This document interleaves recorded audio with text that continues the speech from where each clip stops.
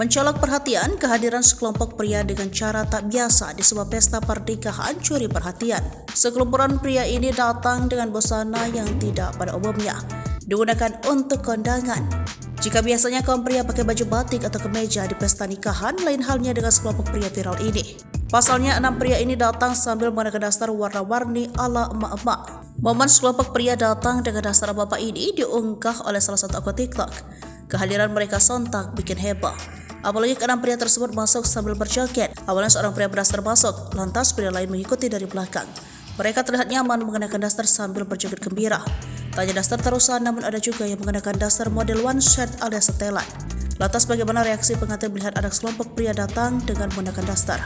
Rupanya bukan hanya para tamu yang terhibur, tapi keluarga dan pengantinnya pun menganggap pemandangan tersebut sangat unik.